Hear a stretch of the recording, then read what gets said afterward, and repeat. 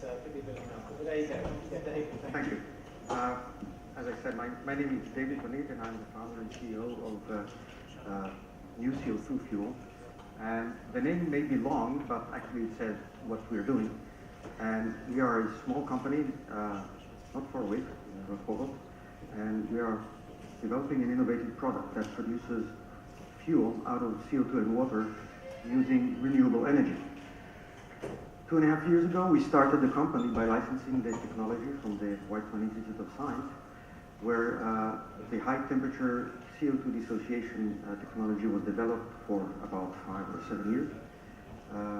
We started the company with the fund of a group of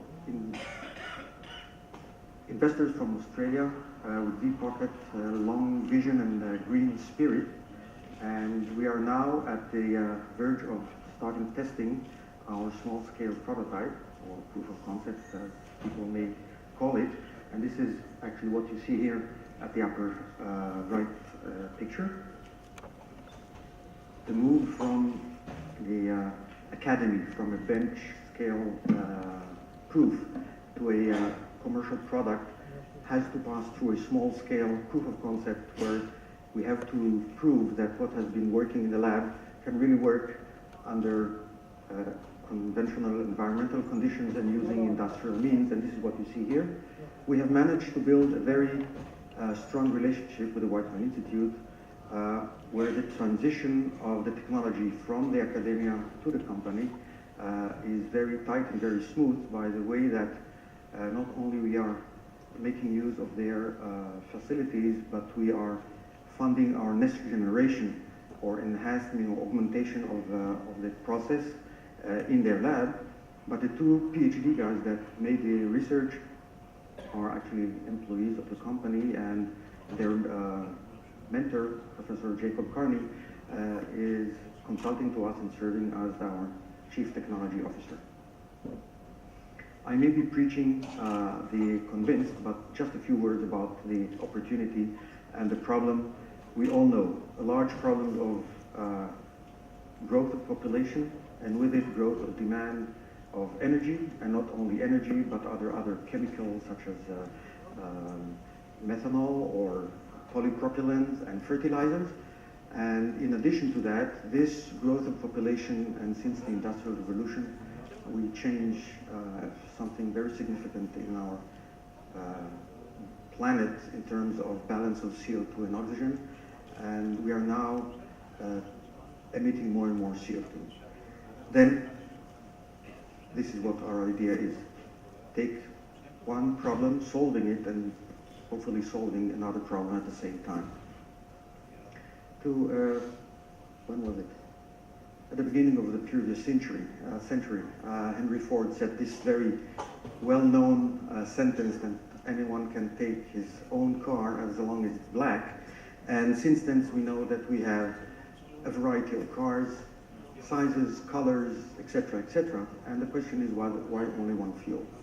And when we approached to this concept and tried to find out what exactly the product would be, we saw that there are possibly a very large possibility. We don't hear it? This one is not good? Okay, that's better, I hope. Okay, so at the beginning we thought methanol, and then people told us, well, not methanol, etc., etc., and there are a variety of things and a variety of fuels, and we have heard during the last day about the different alternatives, and as a company, small company, we decided not to bet on a single product, but rather finding something different. And the idea is Syngas. And Syngas is a mixture of hydrogen and CO, and actually serves as a precursor of almost any hydrocarbon we could think of. And you can see here a large variety of, first of all, transportation fuel, methanol, diesel, gasoline, ethanol as well, but also substitute natural gas, power generation, other chemicals, etc. So Syngas is a very good product, and it allows us as a company to be free of the debate which one will eventually prevail. That also opens to us a much larger market. And again, these figures are probably known to anyone. Markets are very large, but that also enables us the flexibility to approach the chemical market or the electricity generation. And by the way, the Israeli electric company has made, in the last couple of years, experiments using methanol to produce electricity. The conversion of turbines are very easy, and the pollution is reduced almost to zero. So that's another benefit for that. CO2, we reached, as I mentioned earlier, we reached very high levels. About 30 billion tons of CO2 are emitted annually. It's going to grow. We have seen yesterday some figures as well. And what interesting is that capturing, well, we know that capturing involves some cost. It appears that about 500 million tons of CO2 are emitted and are at very high purity. And these are methanol plants, ammonia plants, gas wells, and there are some others. So we could approach first these ones and not tackle the cost associated with that. In addition to that, people are already familiar with the fact that eventually CO2 emission will be associated with cost, and we see that already not only in the Western world but also in China. So what do we have? We have on the left the CO2 sources, a variety of them. We have the markets on the right, a variety of them, and it appears that there are a lot of high temperature heat sources that are so far unused. Well, first of all, we approach the solar, of course, and the first prototype that you have seen there is based on solar, but there are many others, such as gasifiers, furnaces, of steel industry, ceramics industry, and incinerators. And we decided to use that high temperature heat and put our system here. The product is a set of reactors, gas conditionings, pipes, etc., taking the heat. And in front of that, since we produce the syngas, as we mentioned, combination of, mixture of hydrogen and CO, there are plenty of technologies right now that you can buy from them, the system that produces syngas to a variety of the products.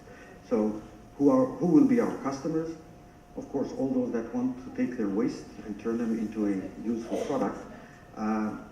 Those that have excess heat and want to increase their efficiency, and of course the providers themselves that could benefit from alternative sources. It's all good and nice, but it has to be profitable, and as you can see here, the numbers that we predict to our product are very convincing, and our customers, those that will buy these products, will have a 28% rate of return in 4 years payback, in addition to flexibility in terms of the size and the choice of the end product. What is the system, or what is the product? Well, you can see here is under the reactor. This is where the CO2 dissociation takes place. Heat is going into, heating the dissociation chambers. Heat is exiting this reactor at sufficiently high temperature that allows the generation of the electricity that is required for completing the process.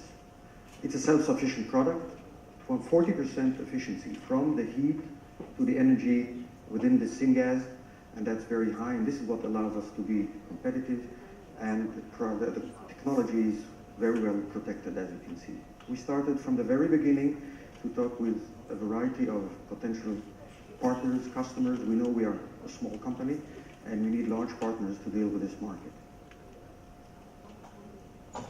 As far as timetable is concerned, we have a quite aggressive timetable, and we are now, as you can see here, at the technology proof stage, the conventional path of the prototype, beta, and eventually the product. So far, our investors have invested $9 million in the company. We have received 2 grants from the Ministry of Energy, and our business development is also supported not only by the Ministry of Energy, but also from the NewTek. And this is maybe a time to make a small comment about a discussion that has been held yesterday about the role of the government in these kind of ventures.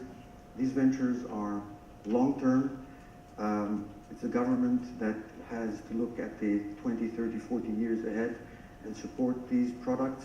We won't go into the debate of suggestions right now, but definitely the support that we have so far seen is extremely important, and I think it should be even improved.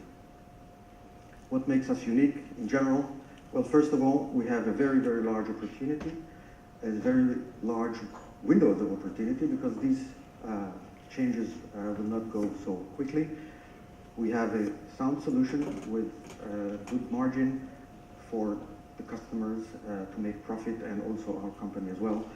Reduced scalability in terms of, reduced risk in terms of scalability, and above all, the team that is the basis of all startups in our stage.